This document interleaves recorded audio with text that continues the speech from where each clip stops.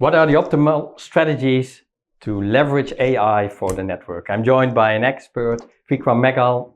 You're the Senior Vice President and Global Head of Engineering at Infosys. We're here at Mobile World Congress, and of course, the key theme is the network.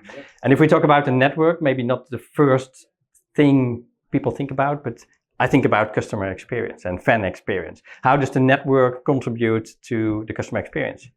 Yeah, the network is what connects the customers, the fans with the applications, with the content that they are consuming, and hence the network has the intelligence of what customers want, what fans want, and what we are looking at is how network can get more aware of the requirements of individual customers, and how that awareness can allow us to deliver a differentiated services to each and every consumer and customer.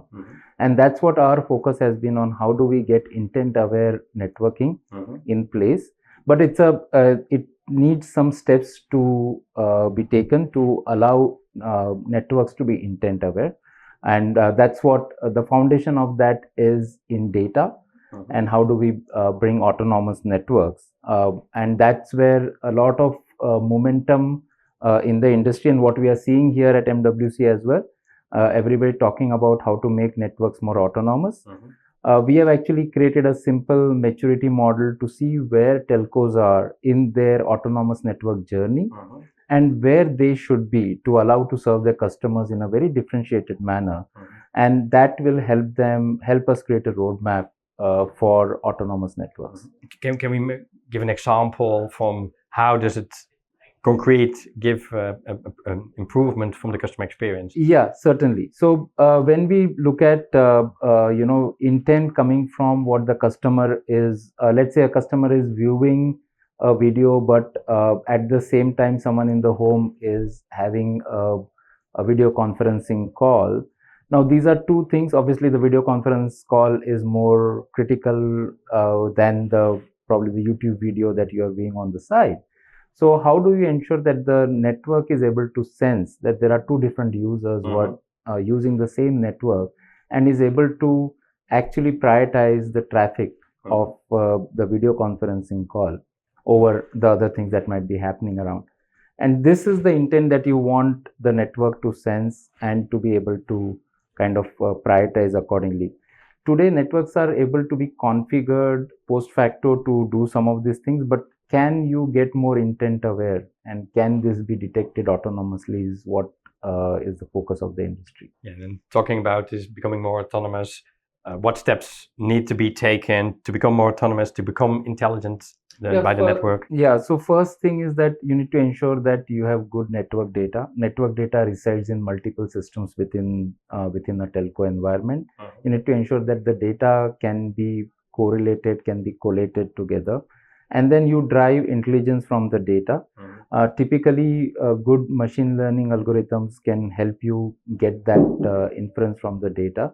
And once you have it, then you build a more autonomous nature where the network can act on the data and the insights that are being drawn from the system, and can really make decisions based on those inferences over time, right? That's really what autonomy is all about. That's what we are driving towards. So the first step is good data. Second step is have an AI architecture which can analyze that data and give the insights back to the network. And if we see common sense that companies say we need to invest substantially in AI, in automation, but how to earn it back, how to monetize it. So what are the strategies that are working already to monetize these network automation? Yes. So the monetization, finally, it comes to the typical problem of how do you monetize even a 5G network or autonomous network, but that depends on how you can build applications which are focused on solving a B2B problem or a enterprise problem.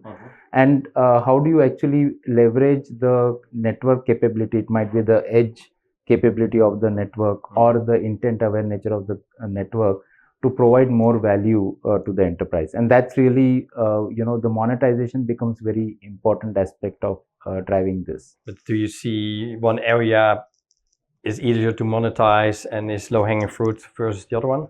So we haven't, we have dabbled with a few where there could be a.